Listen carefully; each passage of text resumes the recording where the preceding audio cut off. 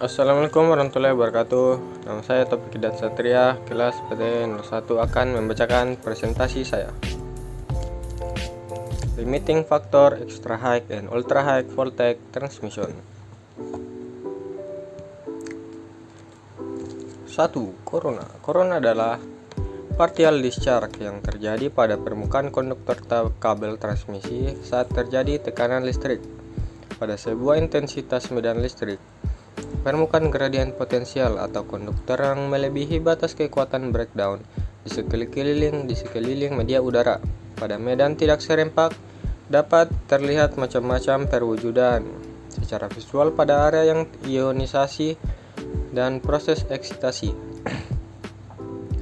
Breakdown yang terjadi dapat terjadi secara transient non-self-sustaining atau steady line self-sustaining. Corona pada kabel transmisi menyebabkan rugi-rugi daya, intervensi radio dan TV, audible noise dengan dengungan suara mendesis di sekitar kabel pada level tegangan ekstra tinggi lebih dari 345 kV.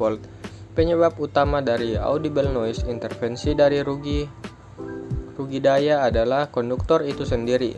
Audible noise menjadi sebuah keprihatinan yang baru dan menjadi penting seiring dengan bertambahnya level tegangan.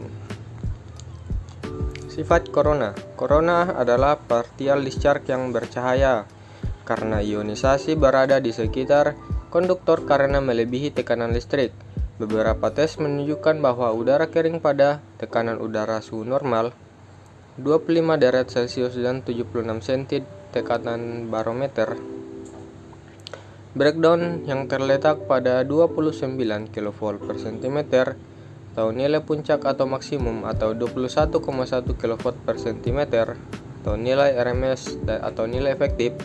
Selalu ada sebagian kecil elektron bebas di udara karena radiasi ultraviolet matahari, sinar kosmik dari luar angkasa, radioaktif dari bumi, dan lain-lain. Elektron yang kehilangan hampir seluruh kecepatannya saat menumbuk dan elektron yang terlempar ke molekul udara yang juga memiliki kecepatan rendah gerakannya dan semakin cepat karena pengaruh medan listrik. Oleh karena itu, tiap elektron memiliki kemampuan untuk mengionisasi molekul udara pada tumbukan berikutnya. Setiap terjadi tumbukan, tercipta 4 elektron yang terus-menerus melakukan proses ini sehingga jumlah elektron menjadi 2 kali lipat. Proses ini disebut avalanche proses. Perwujudan Corona muncul seperti ruam berwarna violet yang bersinar di sekeliling konduktor, menjadi lebih atau kurang terlihat pada permukaan konduktor. Cahaya ini dihasilkan oleh kombinasi ion positif nitrogen dan elektron bebas. Keluarnya cahaya di keliling permukaan konduktor ini sangat redup. Sinar juga dapat muncul pada daerah kritis permukaan bahan isolasi pada keadaan sangat lembab. Fenomena corona juga diiringi dengan bau ozon. Saat lembab dihasilkan asam nitrat, dan jika corona yang terjadi cukup berat, bisa terjadi korosi pada konduktor. Selalu ada rugi-rugi daya karena corona. Terlebih arus pembebanan saat terjadi corona bertambah karena arus corona harmoni. Penampakan corona yang paling serius adalah efek yang menyebabkan intervensi radio dan TV. Gerakan elektron sebenarnya adalah penampakan arus listrik dan menyebabkan medan magnet di listrik dan di sekitarnya.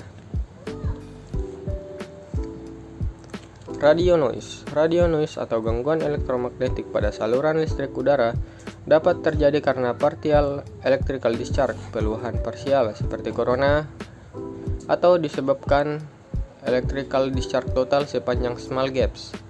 Contohnya gaps discharge atau lebih spesifik lagi sparking. Tiap gap dari sumber-sumber radio noise bisa terjadi pada gap kecil di antara kabel netral atau ground dan hardware, pada insulator, pada peralatan listrik yang cacat atau rusak, dan pada saluran listrik udara itu sendiri, dan juga pada tie wires. Di antara bagian-bagian hardware, tipe GAM dari RN ini biasanya menggunakan protes lebih dari 90% konsumen. Pada gardu induk, radiasi radiofrekuensi, noise, dan audible noise induksi corona secara kontinu dapat dikontrol dengan menggunakan hardware, bebas corona dan perisai untuk konduktor tegangan tinggi dan koneksi-koneksi peralatan, dan dengan membentuk bentuk konduktor untuk mengeliminasi sudut.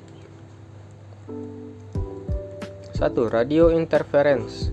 Radio interference atau biasa dikenal sebagai radio influence merupakan tipe noise yang terjadi pada penerimaan AM radio, termasuk band broadcast standar dari 0,5 hingga 1,6 MHz, tapi tidak mengganggu band FM.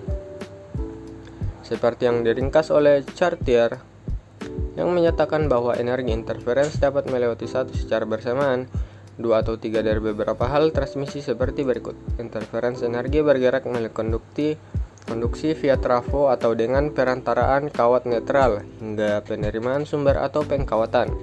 Interference energi bergerak melalui induksi ketika konduktor saluran listrik atau power supply lead membawa interferensi energi cukup dekat dengan antena atau beberapa bagian dari sirkuit penerima hingga dapat mengkopel energi interference ke penerima. Interferensi energi melalui radiasi. Ketika energi diluncurkan ke angkasa dengan saluran udara atau line acting seperti antena broadcasting, pada kejadian ini energi dapat direfleksikan atau diradiasi atau radiasi ulang dari pagar terdekat, saluran listrik atau struktur metalik. 2. Television interference. Secara umum, corona bukanlah sumber penyebab radio noise pada saluran listrik yang mengganggu penerimaan sinyal televisi, sama halnya seperti pada gangguan saluran listrik pada band VHF 300 sampai 30 sampai 300 MHz dan UHF 300 sampai 3000 MHz yang hampir selalu disebabkan oleh sparking.